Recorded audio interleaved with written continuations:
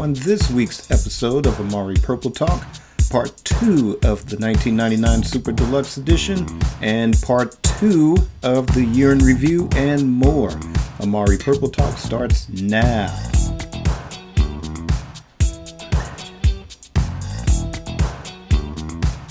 Welcome to episode 16 of Amari Purple Talk, a podcast where I share my thoughts on the Prince musical singularity. I'm Richard Cole, your imagination funk soloist, and I want to start by thanking everyone that is tuned in. I hope you're enjoying the show. Please leave your comments on the show below or on my website, www.amaricommunications.com. You can also follow me on Twitter at Amari_now and on Instagram at RichardCole_Amari. And let's start with our first topic. And our first topic today is 1999 Super Deluxe Review Part 2, Raiders of the Lost Vault. All right. So, of course, everyone, including myself, we're still high off this buzz of the 1999 Super Deluxe Edition. We can't get enough of it. We're soaking in finally great remastered copying of the original 1999 album. We're also deep diving into the 2 discs of unreleased tracks from the vault. Finally, some great quality remastered mixing of those tracks.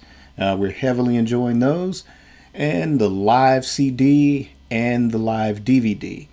All right, so I'm just going to recap from last week, which was a review of discs 1 and 2. My thoughts were it was a huge improvement from the original CD releases. Also, those improvements, or the remastering of the original album, plus the singles and B-sides. Those restored my memories from my listening experience from listening to the original vinyl releases way back when. Plus, that experience has been enhanced by the subtle nuances brought forward in the mix by the remastered version. And from the moment of the title track on, this is one of those albums where I hear something new each and every time I listen to it. So, like I said, I'm still enjoying it. It's been just in heavy rotation constantly every day. Just been kind of going between the original album, the B-sides, the singles, unreleased stuff. Finally got a chance to watch the DVD, but we will cover that later on down the line in a future episode. The sentiments that were echoed about disc 1, ironically, the mono version of 1999.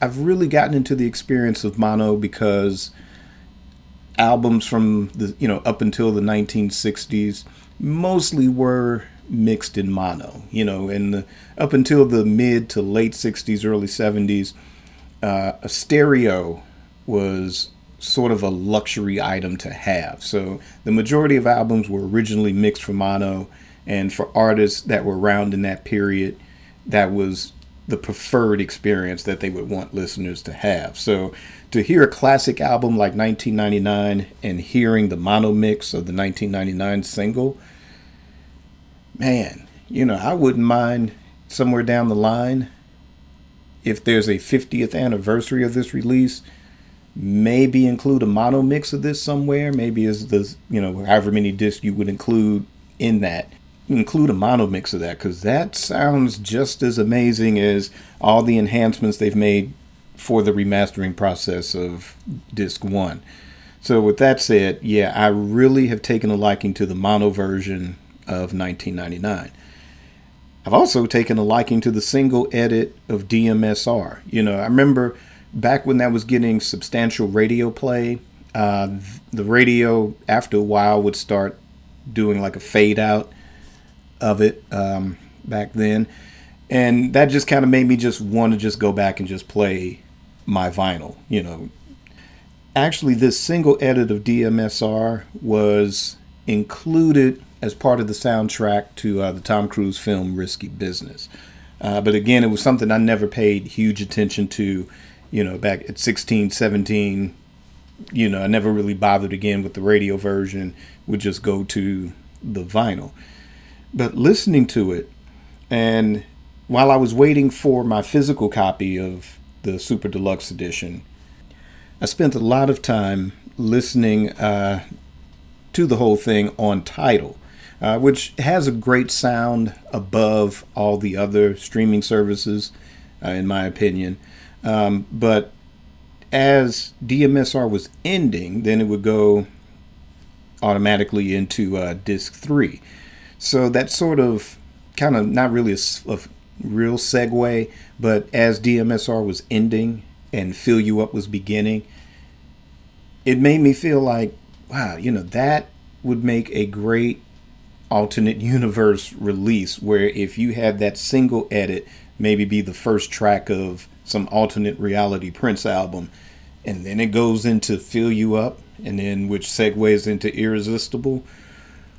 Whoo, man, yeah, talk about some serious funk on that one. So again, that was just based on my Tidal, my streaming listening service. Like I said, it opened up a whole new playlist option for me as well. So that is a good recap of discs 1 and 2 from last week.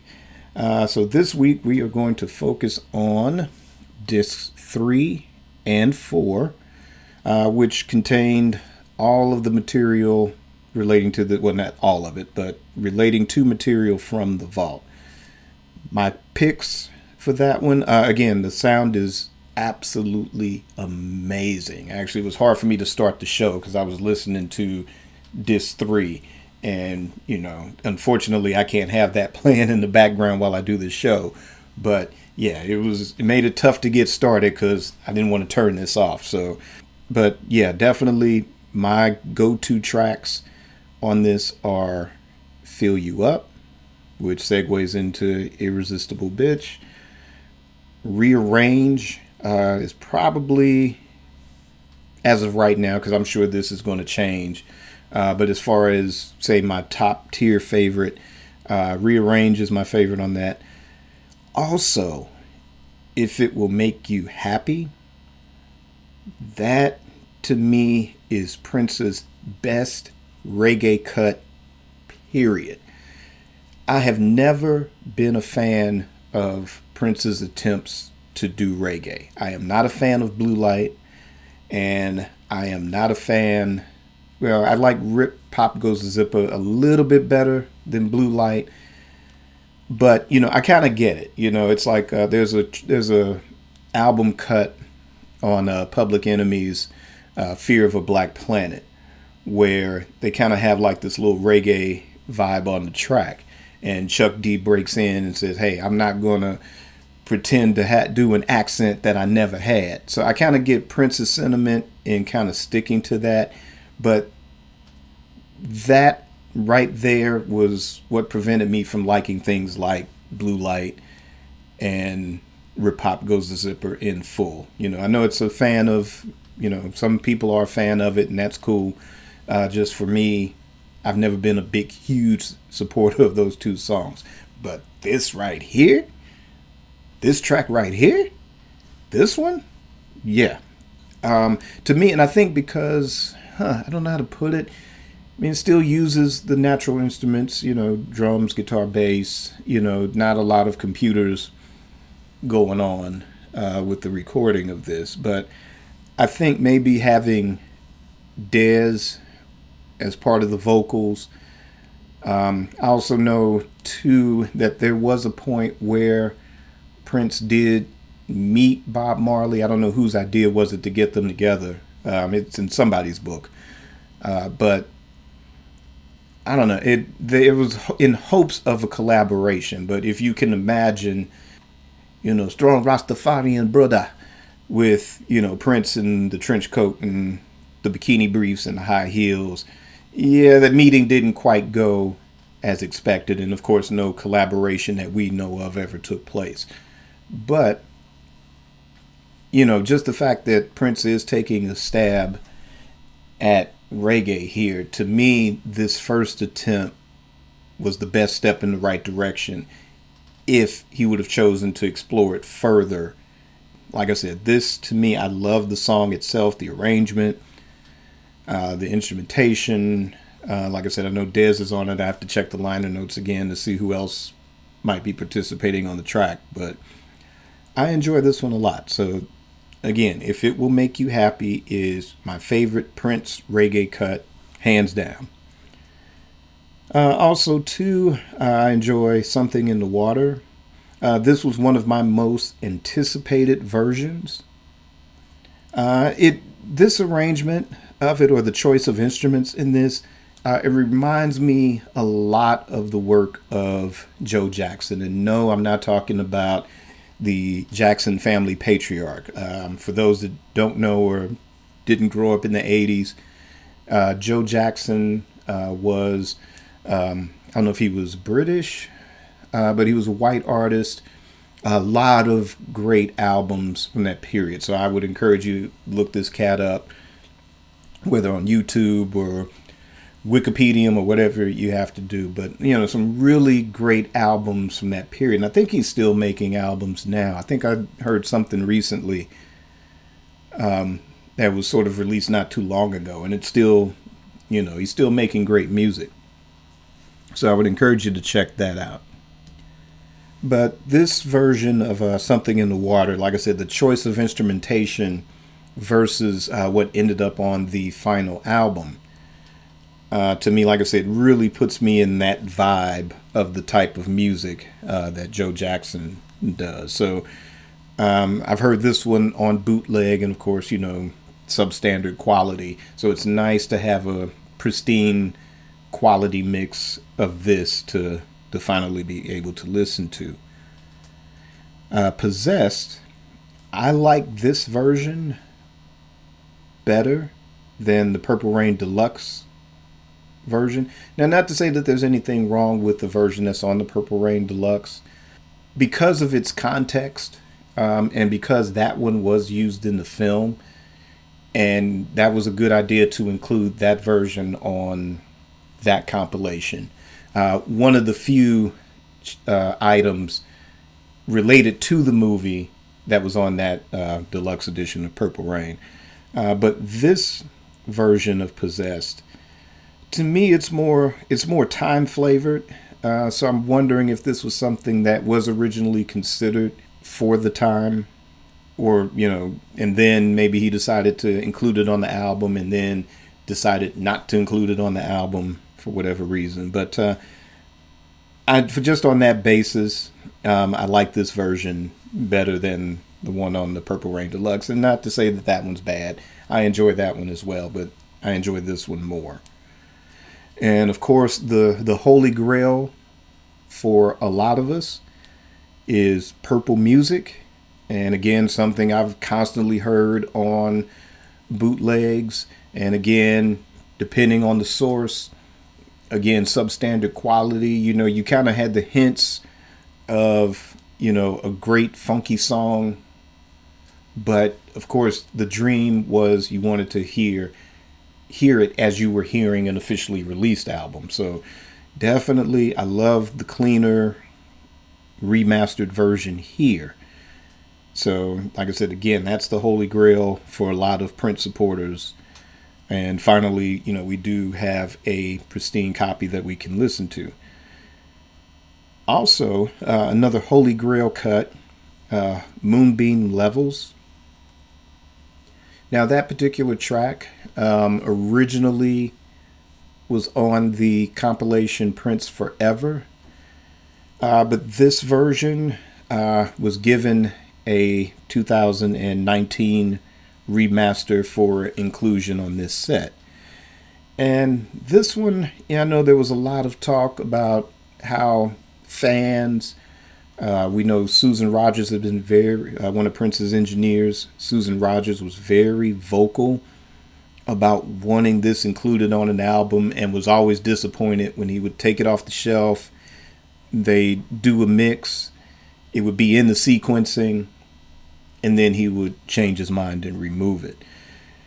To me, Had this track stayed in the sequencing of 1999 or included in the sequencing of 1999, I believe that this song, and probably above Free, and Free is a nice song, and I enjoy that one a lot as well. But I believe that in an alternate universe, if Moonbeam Levels was on a track listing for a 1999 album, this would have been the pop ballad that would have given him that crossover sooner than Purple Rain would have.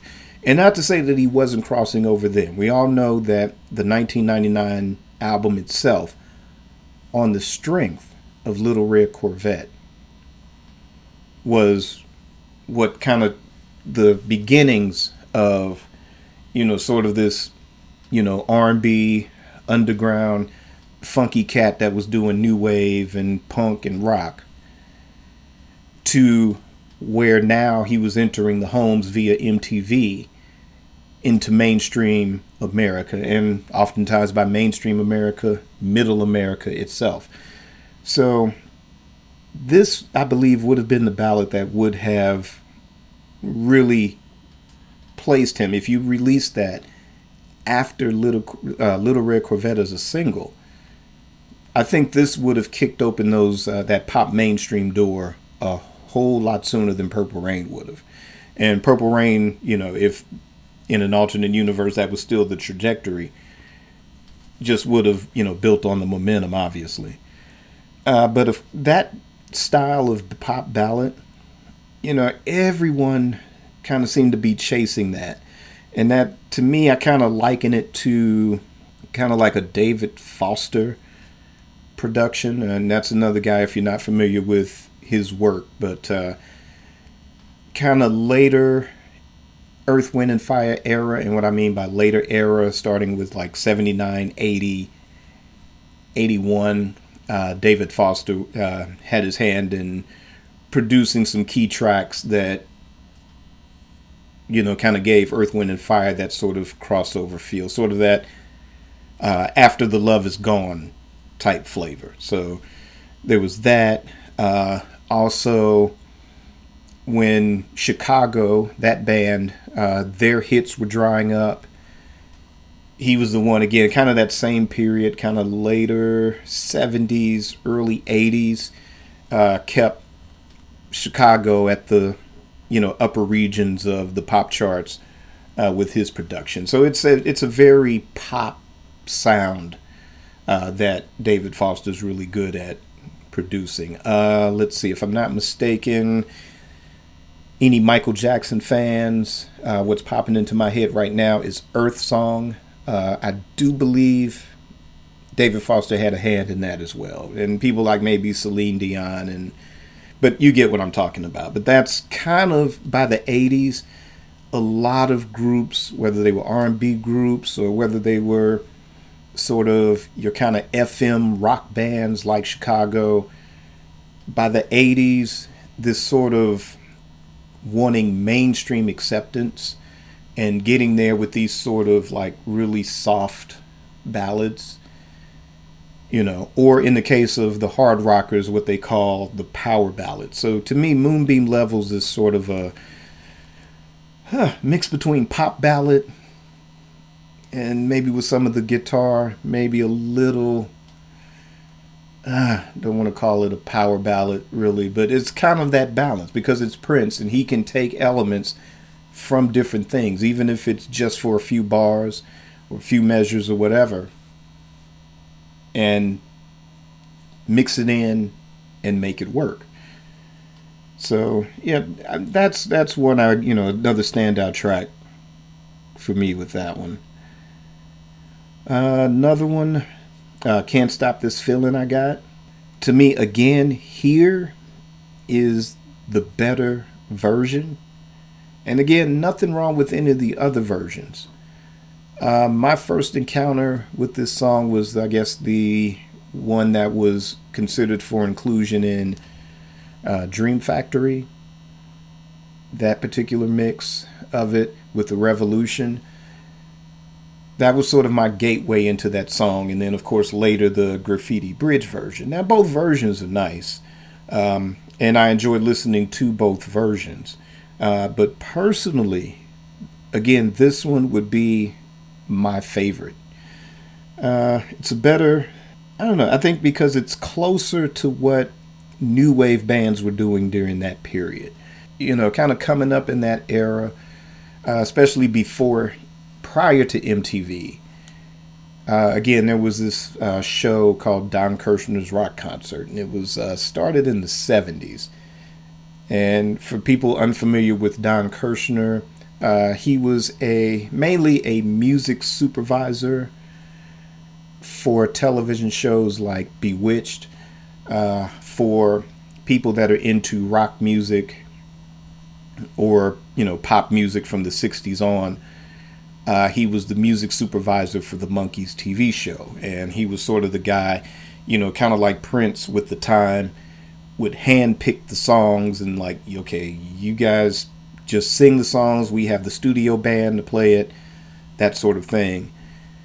But the Monkees were instrumental in getting him removed as music supervisor for the show because they wanted to write and play their own songs. So later, by the 70s, he started his own show and would just feature, the artists of the day. By the late 70s, where I am, that was a pretty staple for late night TV. So if you're like me, if I was 13, 14, 15 at the time, on a Saturday night, you don't have a car, you're not going anywhere, you don't have a life yet. So for me, Saturday nights were, Eddie Murphy era Saturday Night Live. Then I would switch over, change channels, the Three Stooges, and they were on for like about an hour, hour and a half. And then after that would be Don Kirshner's Rock Concert. So now, it's about 1 o'clock, 2 o'clock in the morning at this point. And this is where we would get exposure to bands like The Police, The Cars, Tom Petty, groups like that. The Pretenders, Pat Benatar, Blondie. And of course, they would also have, the funk bands on. You would see Earth, Wind and Fire perform, Heat Wave would perform. But in the case of some of the other acts, in addition to performing, these were some of the early music videos. And like I said, this is very pre-MTV. MTV didn't come about till 1981. But like I said, just that exposure to those bands, for where we were living, you had your R&B coming in steadily. We had 3 black radio stations, then 2, so 24/7. But you could also turn on, your television, and like I said, you stay up late and catch these other bands. And like I said, new wave and punk, that was sort of the thing at that time. So a song like this one definitely fits.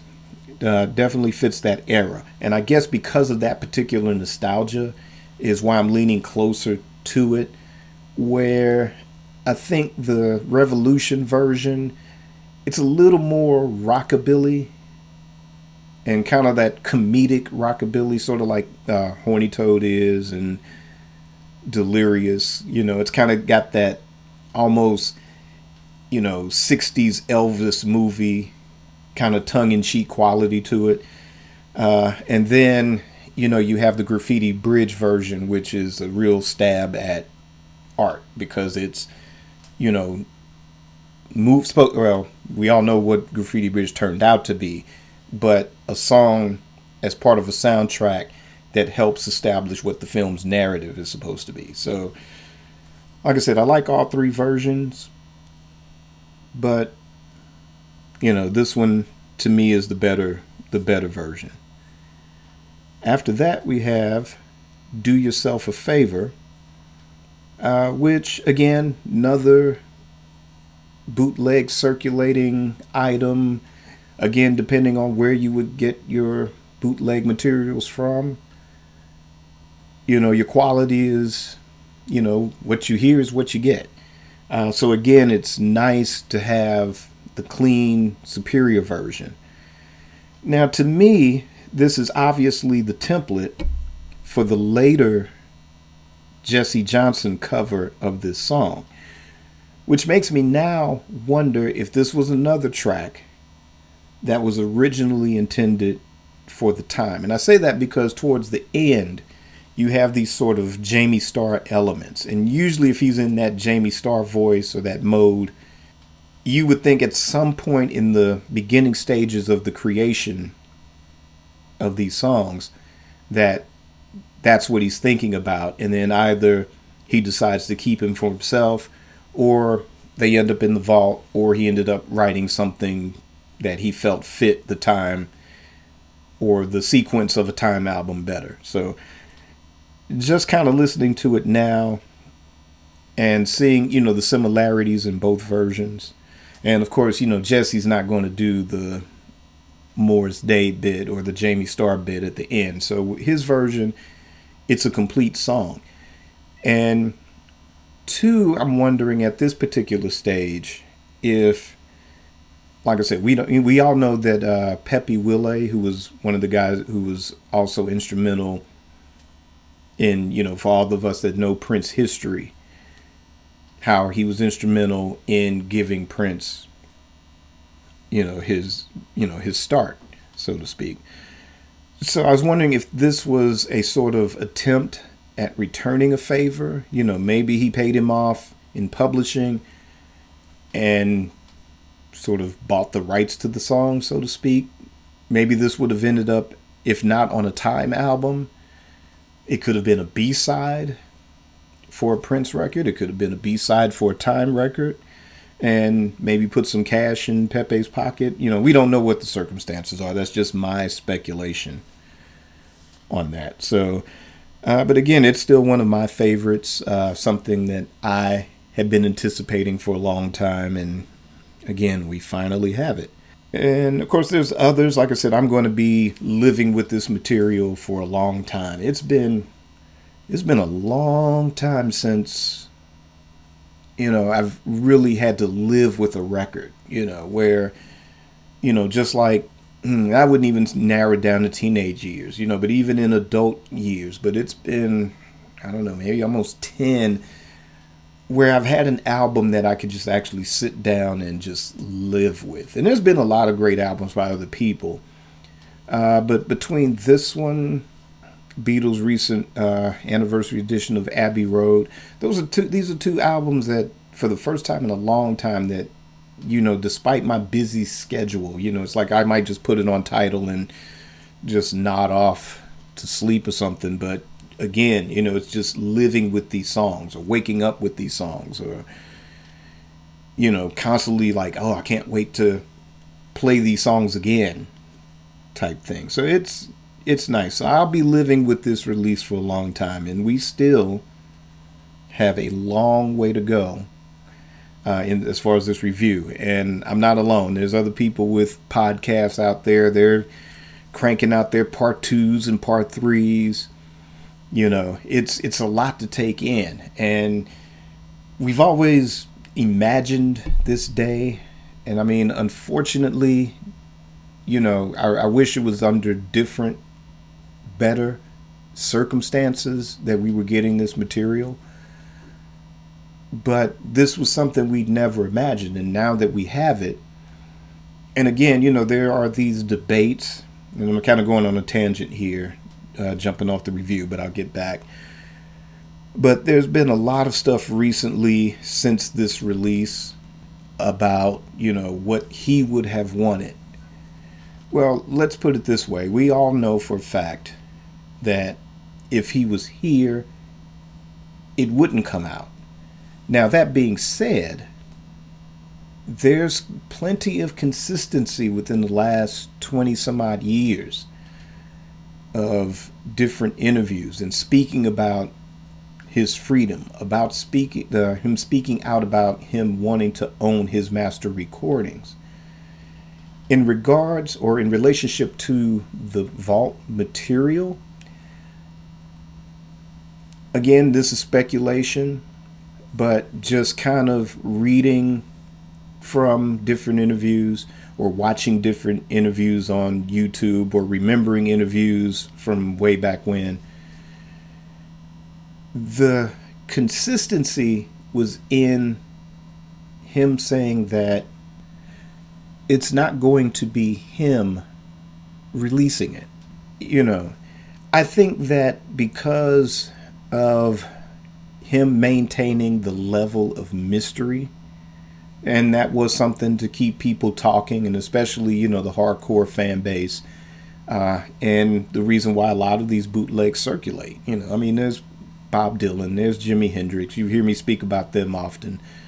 But you hear the buzz amongst those fans about the underground material, the unreleased material, and that type of thing. And that, and I'm sure he was aware of that and looking at those guys as a template, or even James Brown to a certain degree.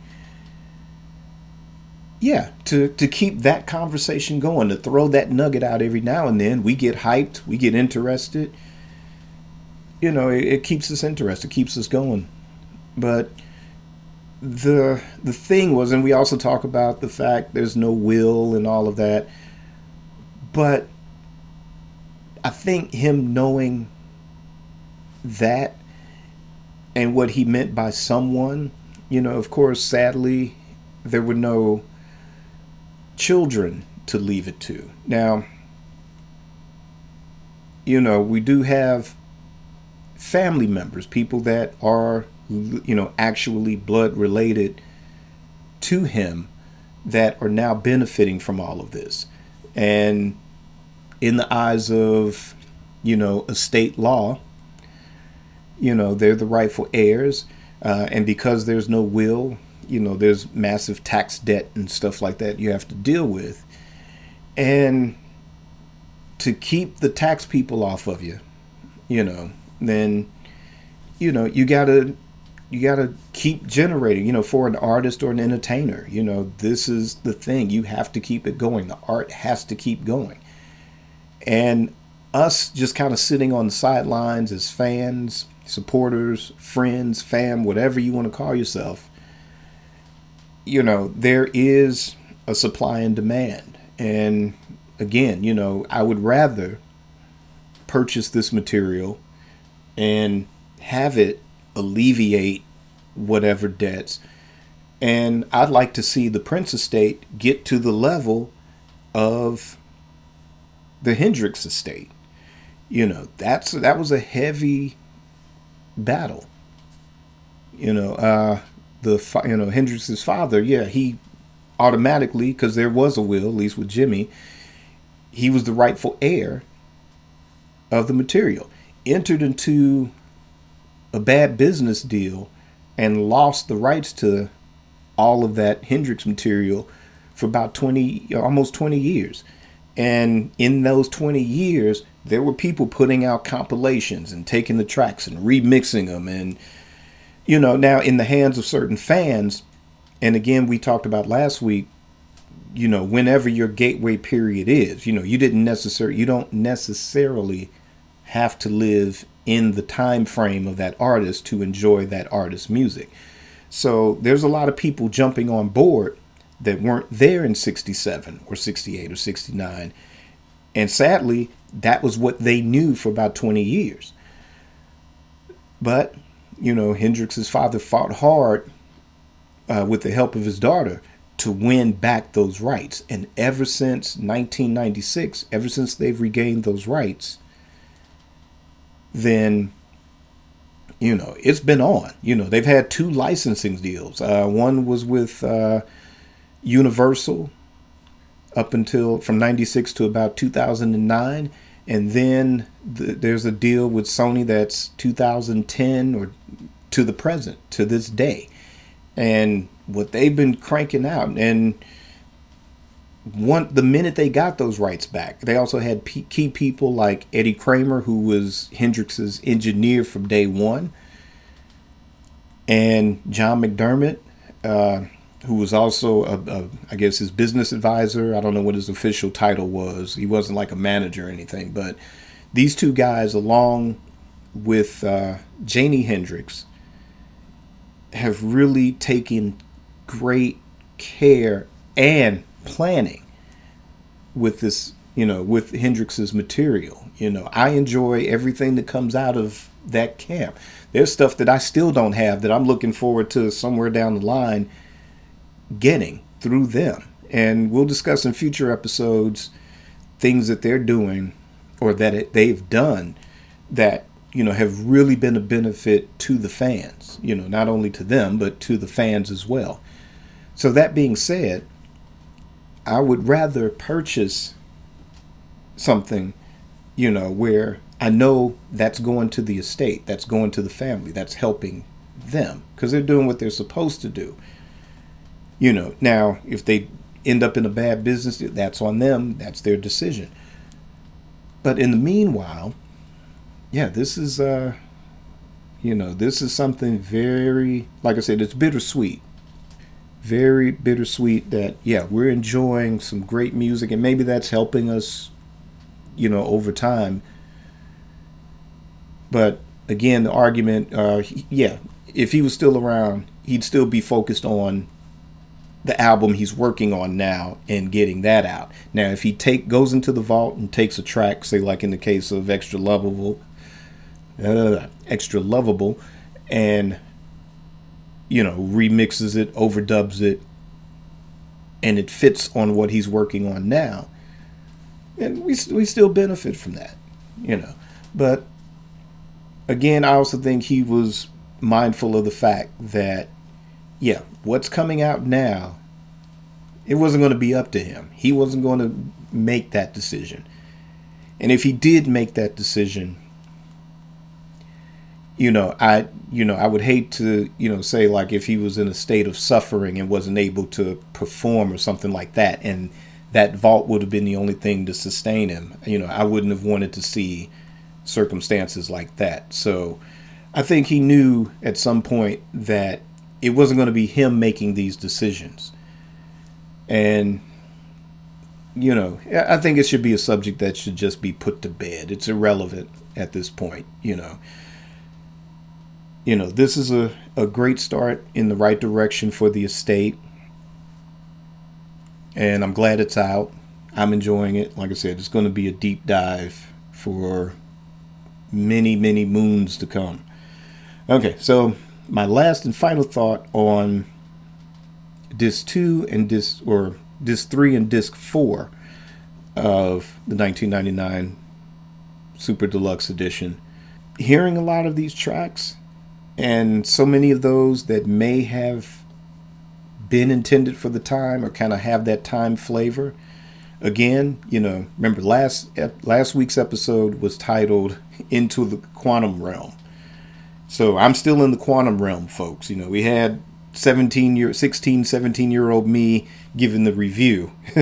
So I'm still there. And to me, I'm imagining a world where it's 1983 and this is the follow-up to What Time Is It? And I think the track listing would have gone a little bit like this. Would have been Fill You Up, Irresistible Bitch, Rearrange, Possess, Bold Generation, International Lover, and Do Yourself a Favor as the B-side. Now, if Morris Day and the time of listening, if you guys want to go in the studio and cover all these tracks, where's my wallet? You got me. So, and again, Bold Generation, that track, to me, I can hear Funkadelic doing this one. If you add horns to it, then it would go on a Parliament album. But Bold Generation, the way that it's recorded and the vocal arrangement on this particular mix, I could easily hear the Funkadelic influence on this one. And because you did have Morris Day on drums and, Prince on everything else, if you remember in Morris Day's book On Time, when he was auditioning with the band and Prince was calling out different songs. A couple of those tracks were some very Westbound era funkadelic. And although this particular cut, yeah, I can still hear the funkadelic influence, and they may have been dipping in that well in the creation of this track. But to me, an album, and I can't remember when this was exactly recorded, but if it was recorded somewhere around 81 or maybe the early part of 82, the funkadelic album that was out then was the Electric Spanking of War Babies. And it's kind of one of my favorite, let's see, probably next to One Nation Under Groove from like kind of beginning to end. Electric Spanking of War Babies is probably my second favorite Warner Brothers era funkadelic album. So I can see, or I can hear Bold Generation actually fitting somewhere in the sequencing of that album. If Prince submitted that to George Clinton, and you'd have the entire funk mob laying down the tracks on that one, I could see that. They can cover it now actually, and still it would still work. But anyway, that's my excitement over tracks 3 and 4. And that will end part 2 of our Raiders of the Lost Vault segment of our 1999 Super Deluxe review.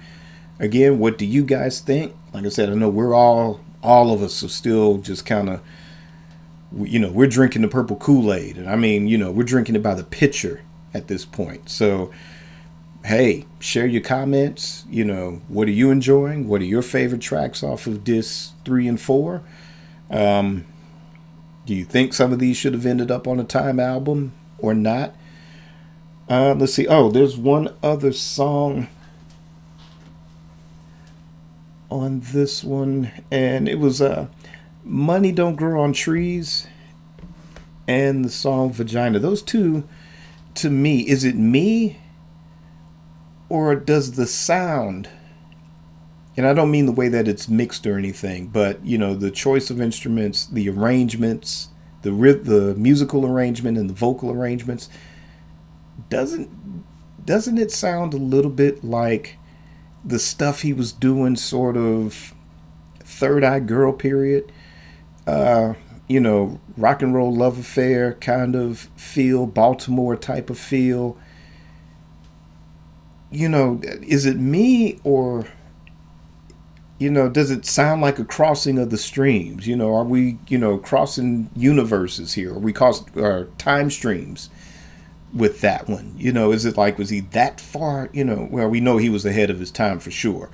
But when you hear tracks like that, and it was like, well, wait a minute, a lot of stuff he was doing 2013, 14, 15 kind of lends itself to that vibe. So is it a thing of this was a sound that he always wanted to do, and because of whatever reason, whether it was Warner Brothers restraints or because he created such a unique sound with 1999 Purple Rain, that he was always handcuffed to staying in that sort of innovative lane?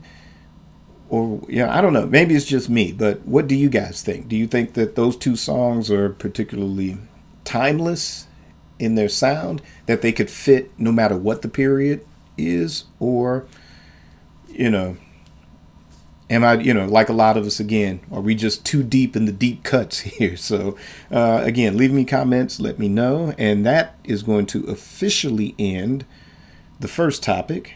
And we're going to go right into our second topic. And our second topic is Parade versus Sign of the Times. And these are going to be the poll results. So I did a segment last episode regarding, someone submitted a question regarding what would the next Super Deluxe release, what should it be? And I think the submission was originally Parade and Sign of the Times. So I did that as a segment last week. And then some of the responses for that were pretty interesting, because there were a lot of votes for Sign of the Times. There were a lot of votes for Parade. And so I decided to put up a poll. I put one up on Facebook and I put one up on Twitter. And I left it, and they just ended both ended within a couple of hours ago. So I am going to share my results from the poll, and then we'll discuss further. So I'm going to start with the Facebook poll. And with this one, so the actual question was, do you think Warner Brothers will release a Sign of the Times Deluxe Edition before the license to that classic era's master recordings, before that license reverts to Sony?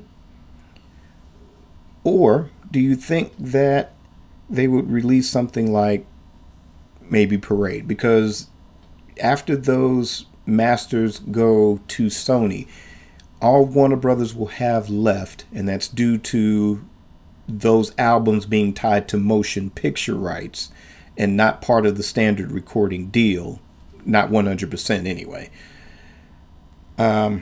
Since they will only hold on to things like Parade, Purple Rain, Batman, and Graffiti Bridge, would they just wait and hold on to those cards, and then they'll have something to release once Sony gets all the other masters in 2021?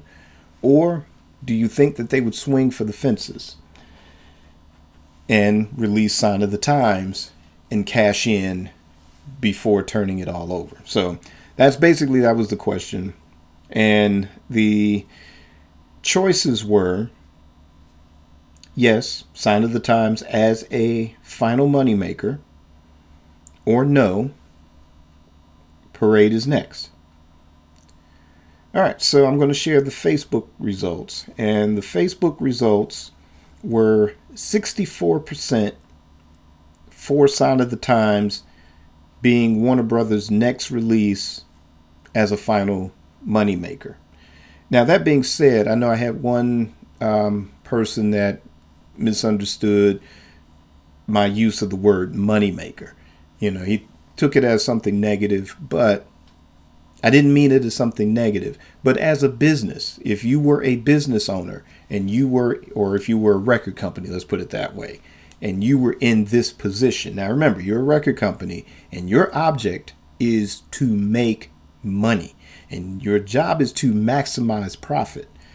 So you're faced with something that's been in your possession for decades that, for better or for worse, has really guaranteed your cash flow. And you really haven't been in the position to maximize those assets until, up until, say, a few years ago. And you were in the position to where that estate, through other parties, negotiated a deal that was going to take all those away. And they're like, well, wait a minute. We originally made a deal with this person. That contract, even though he's no longer with us, is still legally binding. So you have to honor this until this contract expires. And that expires in 2021. So like I said, you're holding on to all these assets. And you've made a couple of deals so far that it's worked out to your advantage. You've had Piano and a Microphone, the Purple Rain Deluxe Edition. You've had originals. And you've had this 1999 Super Deluxe, which, I don't know, I haven't had a chance to look at what the numbers are on this thing. But just based on the number of people I've seen on social media, including myself, that have photographed their copies, and I got mine too, got mine yesterday, got mine the day it came out. Amazon's making me wait another week, but I'm getting it. But what would you do? I mean, apparently this thing it appears that it's making money. It appears that it's selling, and I mean, it's selling better than anything else that has been around. However, there was a report that Purple Rain did re-enter the charts at number 79 or something like that.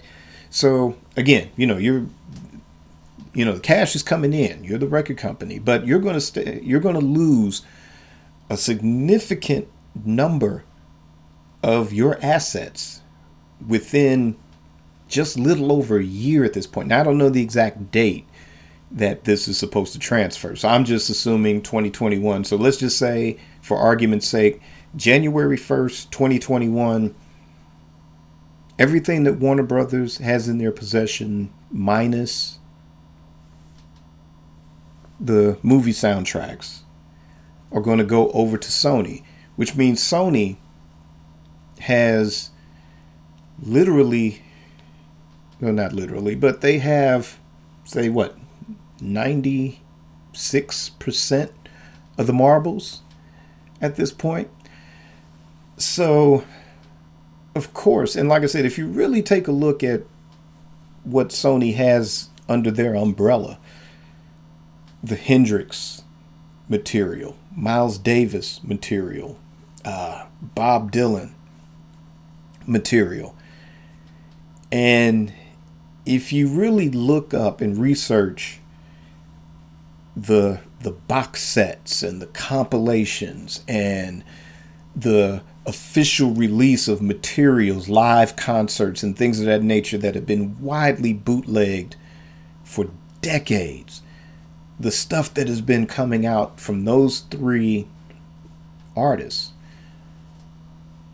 if you look at that, and they're doing a fantastic job, as far as the reissue market goes. They've got the stuff, for the deep cut fan. There's Miles Davis albums that I've never even heard of that they're available, but there's that deep cut Miles Davis fan, regardless of, and again, he's like Prince, whatever era, whether you're a fan of the 50s bebop stuff, whether you're a fan of the Bitches Brew 70s funk, whether you're a fan of the sort of poppy, cover song versions of Cyndi Lauper, Miles Davis, whatever period you're a fan of, there's something there for all of them. The Hendrix stuff is cranking out great material. Bob Dylan, prior to Prince, was the most bootleg rock artist out there. Maybe the Beatles and Bruce Springsteen were kind of like tied for number 2 or something, but Bob Dylan was the big, and he's still around. He's still with us, and since the 90s has been cranking out, not only new albums of material, but albums from his vault, live recordings and complete box sets of certain tours, and so they're definitely, I'm going to bank on them doing a phenomenal job when they have everything. So you may see a Diamonds and Pearls box set, that will just blow us away. That could potentially blow us away. Or whatever album you're a fan of. You'll have an official re-release of it with better liner notes, maybe somewhere down the line. But that being said, what do you do if you're Warner Brothers? So that was the question. So this poll said was 64% Sign of the Times as the final moneymaker, 36% nope, hands down, Parade's going to be next. Now there's some industry insiders that are fans that I follow on Twitter or have like limited communication with, and from what I read from things relating to the questions regarding a Parade Deluxe edition, apparently these things were already remastered and ready to go for a while. And maybe that was in discussion with the estate. Like I said, maybe there is a significant plan. And of course, we're not privy to that plan. We're not on the inside, so we don't know. I don't know. I'm not on the inside. But apparently there is a plan, and hopefully they're being meticulous and decided, let's swing for the fences. Let's do 1999. And then now that we do have that, maybe something like a parade can happen. But apparently, from what I've heard or what I've read, it's been in the can long before we heard about a 1999. So I don't know. But as far as what we think, 64% of us say it's going to be Sign of the Times that's next by Warner Brothers. 36% note Parade is next. Now for Twitter, and give me a second to pull those results. All right, so for Twitter, so do you think Warner Brothers will release a Sign of the Times Deluxe edition before their license agreement with Prince's Masters expires? And then 67% on Twitter says yes as a final moneymaker. 27% say no, it's going to be Parade. And then 6% with a different album. Well, again, as the poll was going on throughout the week, like I said, I got a lot of good positive reactions. Nothing in the way of negative reactions. Everybody's pretty firm.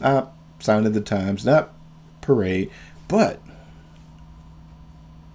I did get a few people that threw in Around the World in a Day as a possibility. And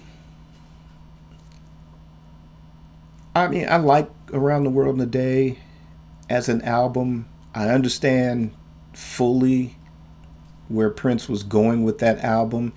We definitely were not going to get a Purple Rain 2. We were definitely not going to get a 1999 2. So it's a logical album. I enjoyed listening to it. There are tracks on it that, of course, classic tracks that I love like everybody else. Condition of the Heart is a favorite of mine. But I'm more a fan of the B-sides from those singles and the video version of America more than I'm a fan of Around the World in a Day as an album. I mean, I appreciate it as an album. And I understand where he was going with it. And for all intents and purposes, it worked.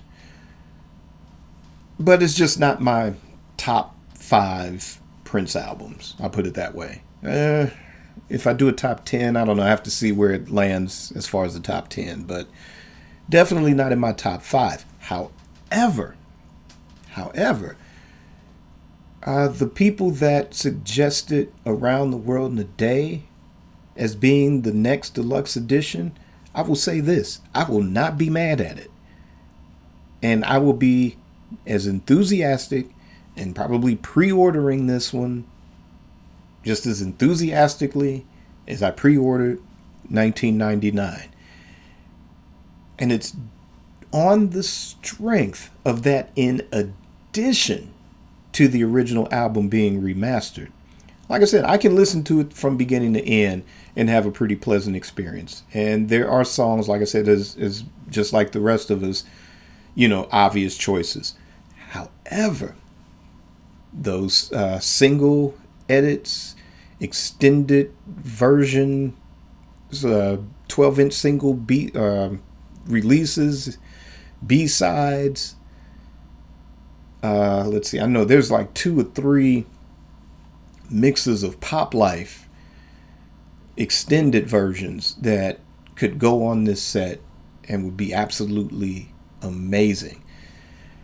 And considering that kind of segue where Prince finished recording material exclusively for Purple Rain. Now remember, this man records nonstop, and it is hard to tell, even with Dwayne Tudor's book, where one album begins or ends and the next one begins. But yeah, if you look at the tracks that they could put on there, there's been people that have been talking about wanting just Prince's version of the Family album. Me personally, I wouldn't want to see that. And because I wouldn't want to see the family and what that particular album was and what it meant to people that bought it in 1985, myself included, kind of dilute that or kind of have it be a slap in the face to them. But you could put each and every single one of those tracks on a disc 3 and disc 4 of vault material from that era. And that for me would be the absolute selling point for me wanting Warner Brothers to put that particular deluxe edition out. So if they don't do a Sign of the Times, if they don't do a parade, trust me, the 6% that suggested another album. Now I'm not sure what that, if all of that 6% was saying it should be Around the World in a Day. You know, it could be, no, I think there should be a Graffiti Bridge deluxe edition. No, I think there should be a Planet Earth. Well, Warner Brothers doesn't have that, but you get where I'm going with that. So, but the people that have really campaigned hard on my page for Around the World in a Day, I'm not mad. I'll take it, you know. And like I said, on the strength of what that vault material would include, you know, if they don't do a Sign of the Times, I would almost want that Around the World in a Day more than Parade. So I'll tell you what, this week I will do another poll, and it was going to be Around the World in a Day versus Parade. And we'll see what the results of that one will be on next week's episode. So that being said, again, me preferably, anytime you want to give me a Sign of the Times Deluxe Edition, I'm there. But here's the thing. If there is not a plan already in place for its release, then I would prefer to have that particular set in the hands of Sony, and I would be very interested and willing to wait to see what the results of that deluxe edition coming from Sony would entail. So, yep, definitely I'm one of the 64% that would want Sign of the Times next. But again, if there's no plan in place, if it is a rush as a cash grab, now I doubt they would make the mistake with that they did with the Purple Rain Deluxe edition. I doubt that would happen again. 1999 seems to be the absolute quantum leap in the right direction on how to handle that as far as the Warner Brothers end goes. So, but again, if there's no plan in place, then I'm willing to wait. What is it, 2021? So 2022, 23, 24. Take your time, get that one right. Somebody posted about the inclusion of the Sign of the Times film being difficult to complete that set because of the rights to the movie not being in the hands of the estate. The Sign of the Times movie, that deal was made as far as the distribution rights. I don't have all the information in front of me. If I do a segment on Sign of the Times down the line, I'll have more of my homework done on it. But what I do know is that Warner Brothers refused to distribute the film because when you're making a major motion picture, if you're a major studio, Warner Brothers, Disney, whatever, you have your slots planned out well ahead of time, years in advance. So if I've got a film in development and Disney says, okay, here's February of 2022, then I've got that amount of time to complete my film and have it ready to be released on that date in 2022. So we all know how Prince works, and especially album wise. It's like, well, I just recorded a whole album yesterday and I want it out tomorrow. Well, same thing with the Sign of the Times film. It was like, okay, well, basically I shot all this footage. I didn't like it. So I'm going to reshoot it on my soundstage because I don't want to tour the United States because I'm tired or whatever. I've really already moved on to the next 2 or 3 albums, but I still got to promote this one. But instead of me touring the States, I was going to use this footage I recorded in Europe. The footage sucked.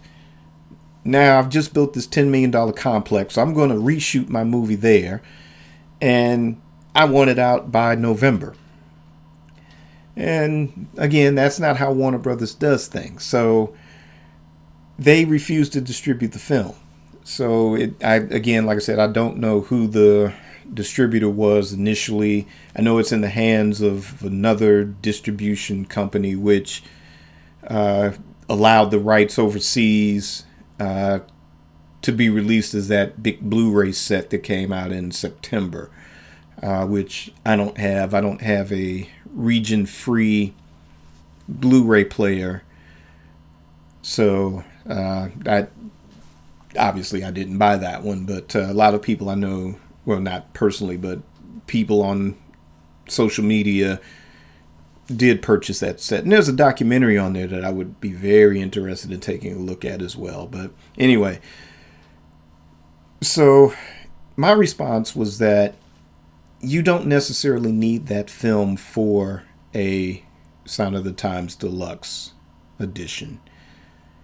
There's other video material, like I would say include as your live pieces.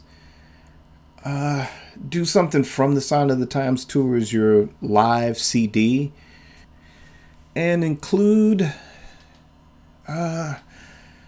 if you could only pick one, then if you can only pick one DVD, then my vote would be the New Year's Eve benefit from 1987. Which that footage includes Miles Davis coming out on stage for a few number. Include that one. Make that one the substitute for the Sign of the Times. I mean, I don't necessarily have to have that film included in a box set. If there comes a point to where you could get, or the estate can get their hands to release that within the United States, I'd be happy if that was released as a Blu-ray all on its own.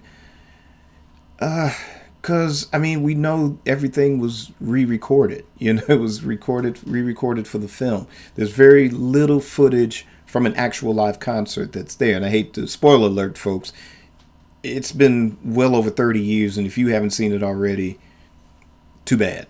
So, I don't know. I just couldn't. I don't see that one.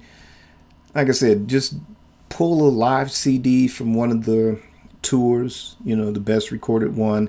And if you just have to have a DVD accompany it, then let it, like I said, my personal pick would be the Miles Davis New Year's Eve show. Just do that one and just release Sign of the Times as its own thing. Don't add another disc to it, or, just do a good documentary. Or if you can include the one that's on the overseas, include that. Do a new documentary and just release that as a separate Blu-ray. But that's it for my thoughts on Sign of the Times versus Parade. So what do you think? Like I said, the voting part of it is over, but you can still comment and let me know. Do you want Sign of the Times right away? Are you willing to wait? Are you a fan of Parade? Or what's your favorite album?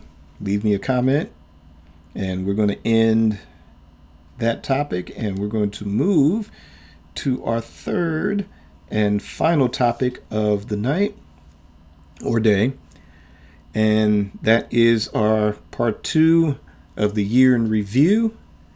And this week's segment is the Ultimate Rave edition. And the Ultimate Rave To me, as far as the Sony reissues, I want to say this one's my favorite so far. In terms of packaging and the amount of material that's included with this particular set.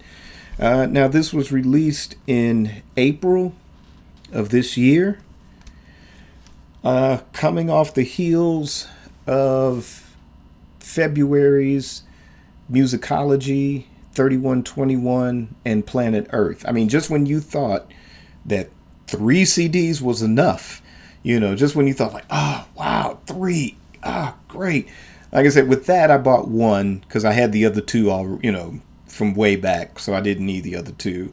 And like I said, eventually I'll get the vinyl to some of that stuff later. But as far as the CDs, I was in good shape. I just got Planet Earth. So, but everybody else was like, yeah, great, got an official copy. I didn't have this one or lost this one. And just as everybody was still buzzing, everybody was still on the buzz of those 3, then the announcement comes out about this Ultimate Rave. And the beauty of this one was that it wasn't just a release of the original Arista Records release on this one. Also included was Prince's sort of remix album, Rave Into the Joy Fantastic.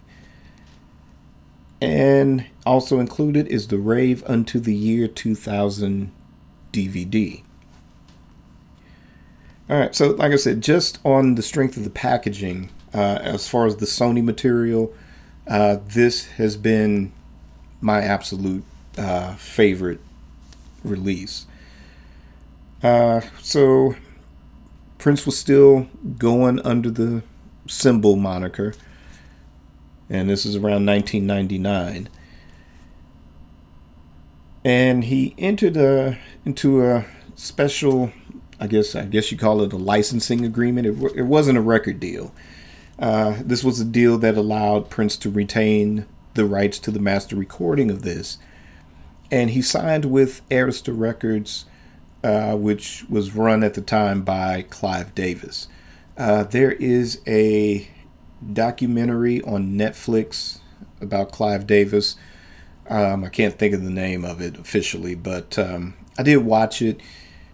It was a pretty good documentary. Not as good as Black Godfather, which is the one about Clarence Avant. To me, watch that one first, then watch the Clive Davis one.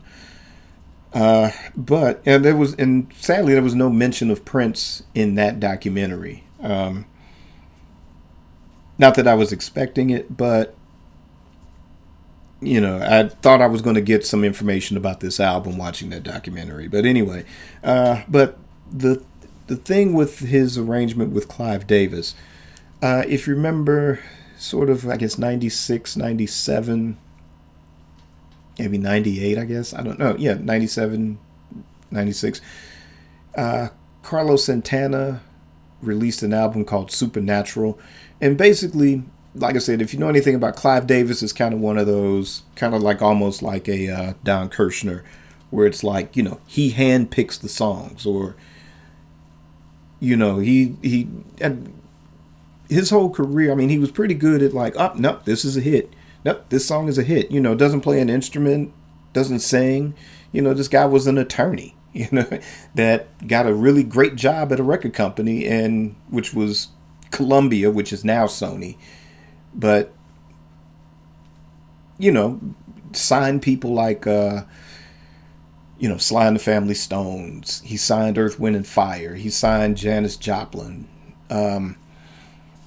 Like I said, check out the documentary and you see this cat's track record. It's not just this guy who, like, okay, you win American Idol, you sign with his label or whatever.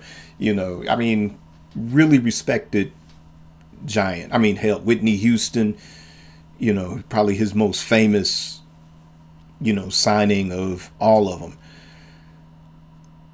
But anyway, he also signed Carlos Santana way back when and put out a lot of classic albums,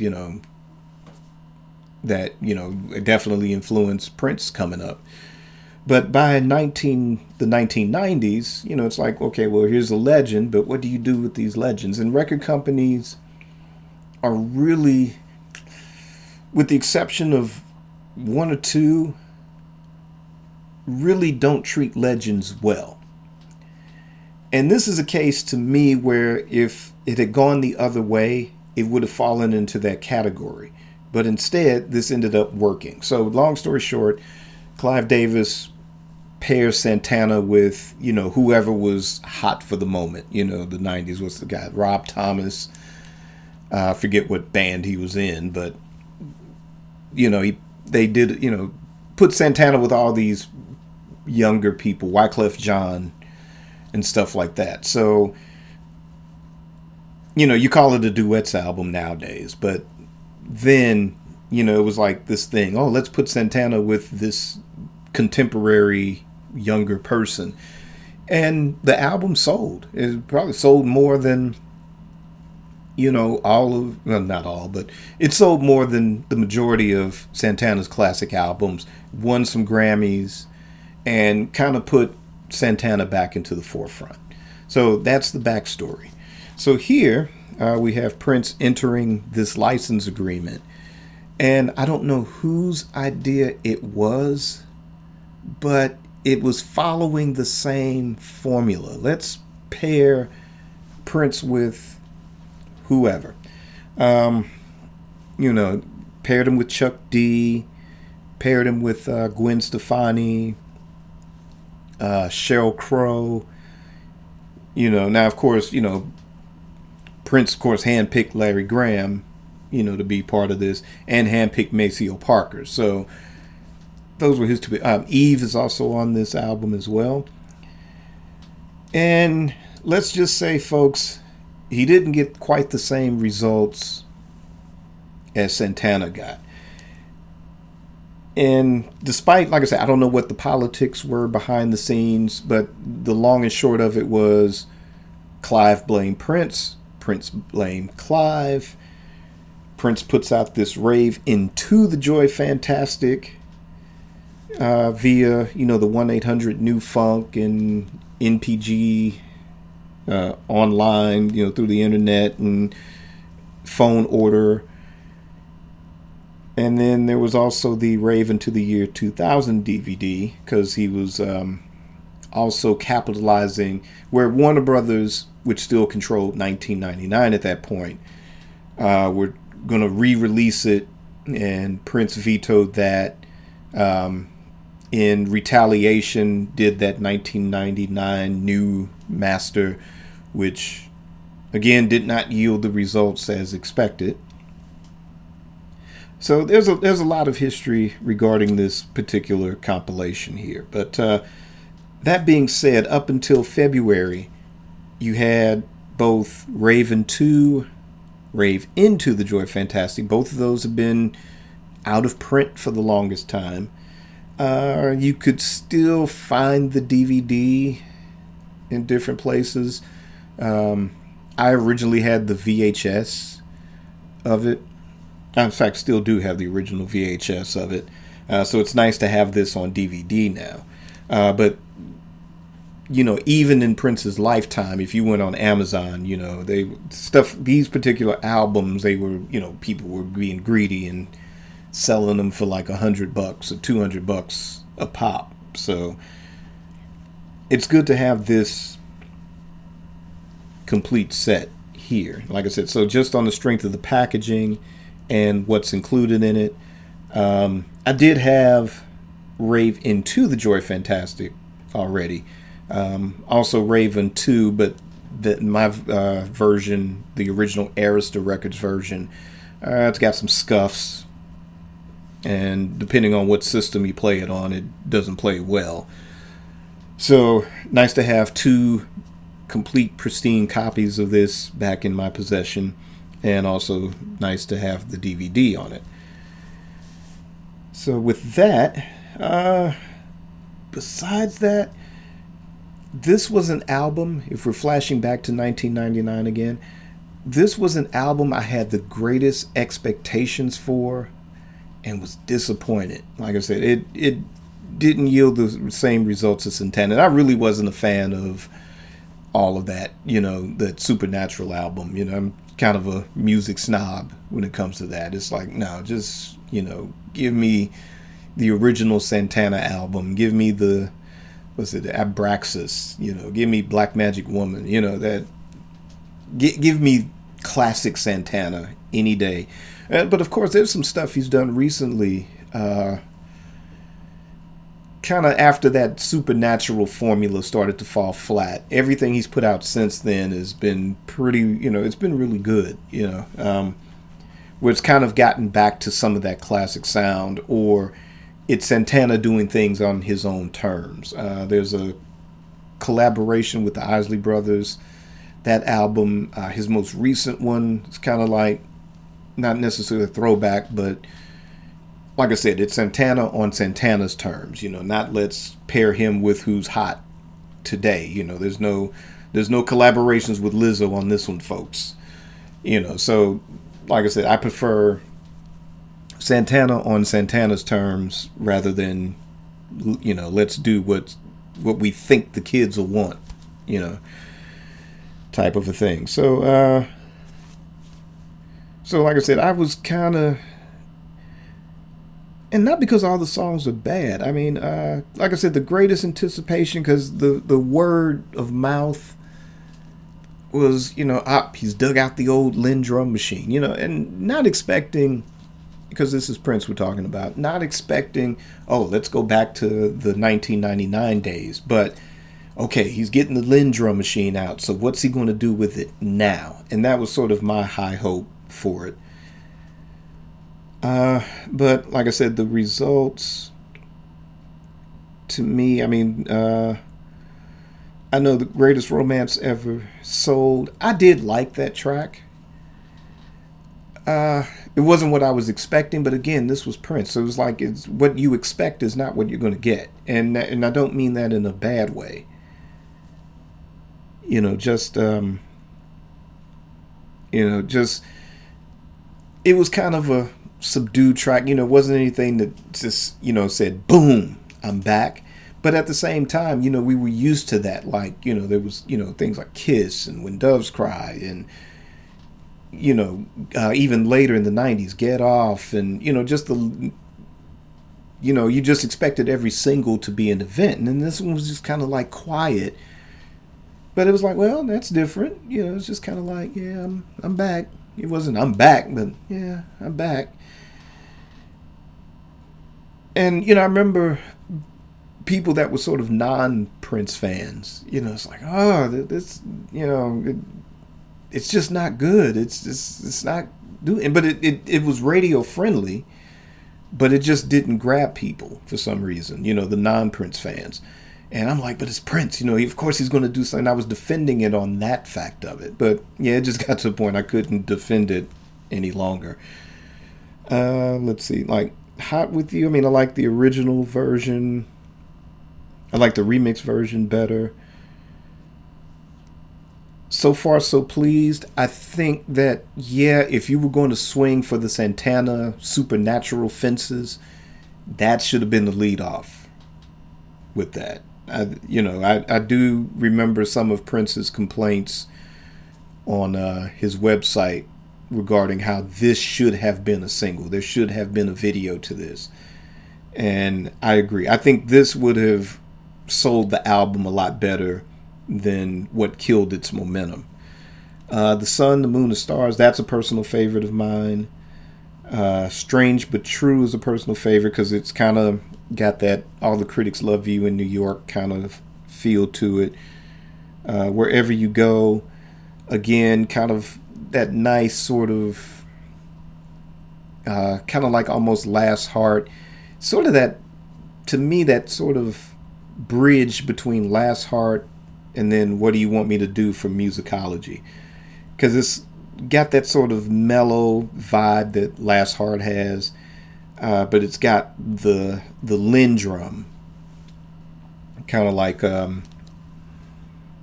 What Do You Want Me to Do, kind of like that one. So those are my personal favorites. Again, let's see, Pretty Man, that's another one of those lost time cuts that it's like, oh, well, I'm going to give this to Morris Day, but I think I'll keep it to myself. So it's kind of what I do enjoy that. You know, to me, I think really,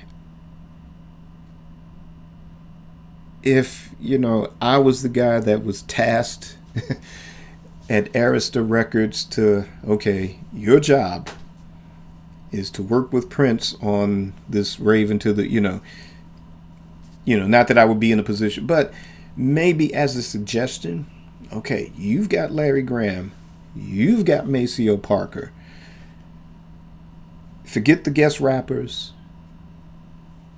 on this one. You got those two. You go in and you just do what you do. And granted, yep, Rave into the Joy Fantastic, went into the vault, pulled that out. That was cool. Actually, I like the album cut way better than the remix version. Remix version just a little too house music-y, if that's a word. It's just not my thing.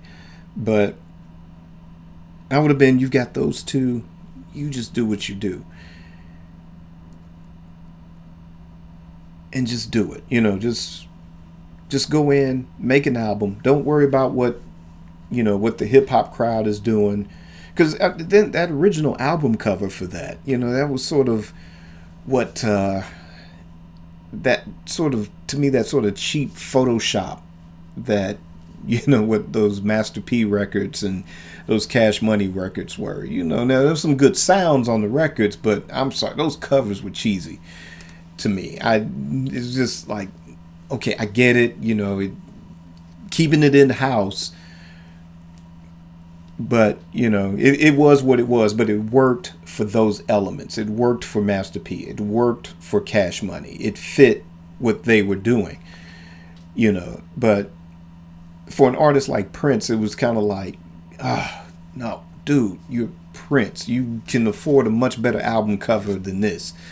But I like this packaging on Rave. I think this is much better than that original Arista Records one. Now, the Raven 2, it's about close to this. It wasn't cheesy. It didn't have that cheesy Photoshop quality to it than what Rave was. I mean, the case was all plastic and everything. But, no, this was a...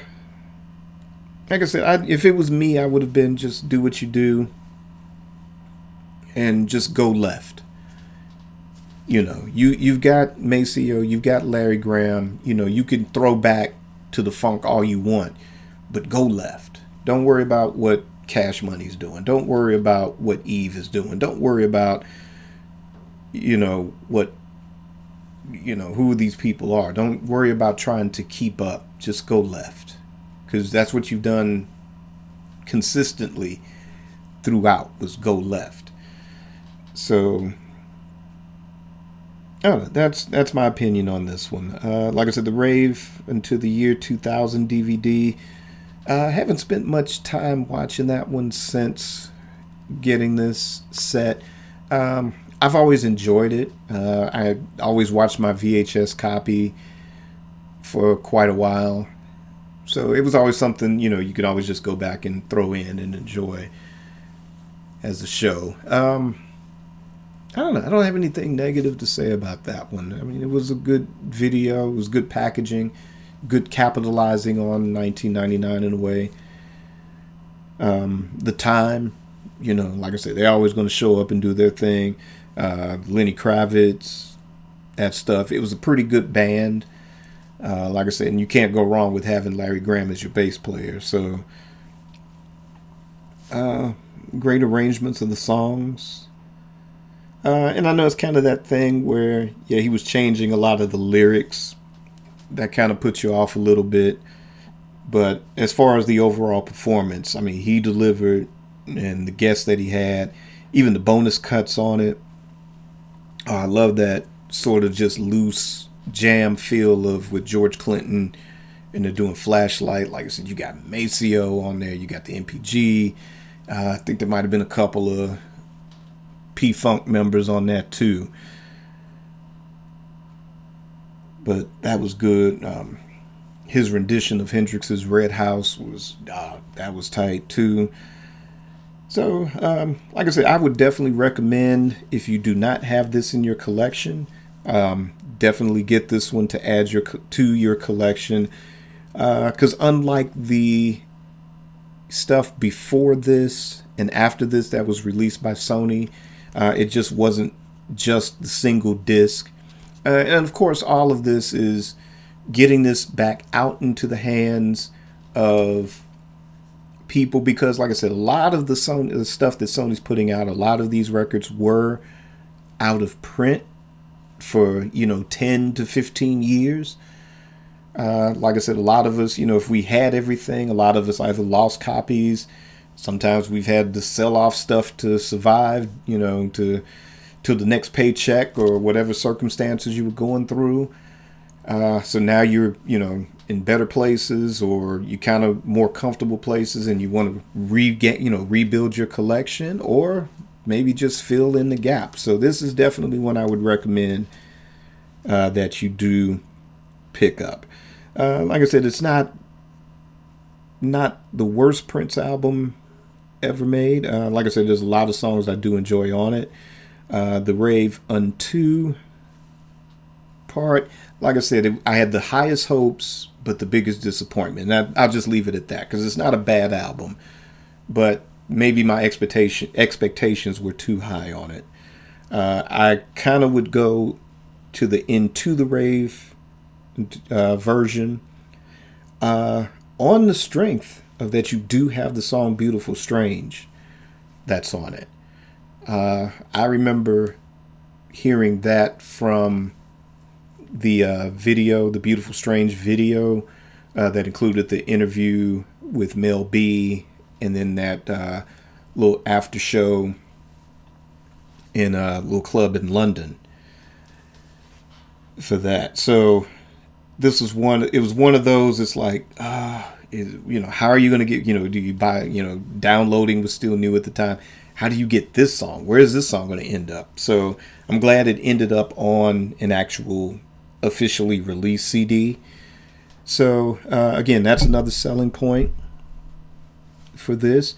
Also the live DVD. So again, like I said, definitely pick this one up, add it to your collection, fill in your gaps. It's kind of like a fill in 3 gaps in one purchase on this one, as opposed to the rest of them. But that's it. What do you guys think? Was this a favorite album of yours? Was it your least favorite? Were you like me? Were your expectations really high, only to be let down with it, but you still enjoy a lot of the tracks on it and just needed to rebuild your collection or fill in the gaps? Leave a comment below. And that's going to end this episode of Amari Purple Talk. Again, watch out sometime in 2:20 for the Amari Funk Soloist Hour. And that is going to be a podcast where I discuss the funk, the whole funk, and nothing but the funk. And there's also going to be a few items related to Amari Purple Talk. We'll get into that in the weeks to come. Just right now, as we're winding down 2019, the next episodes is just kind of wrapping up our review of the 1999 Super Deluxe. Also wrapping up the year in review. And not a lot of Prince news, because I guess we're soaking up 1999. We probably won't hear any new breaking news until probably the beginning of 2020. So, like I said, we're just kind of reviewing 1999. We'll finish up with the live performances next week. More year in review. Let's see, like I said, we'll do a results poll on Around the World in a Day versus Parade. And that's it. Like I said, gearing up for some changes for next year. So stay tuned, stay with us. Thanks again for tuning in. Thanks to everybody on Facebook that responds and comments and supports the show. And look for more to come soon. And that will be it. So until then, be peaceful to each other. Keep the peace within yourself. And also keep it purple and on the one. And imagine.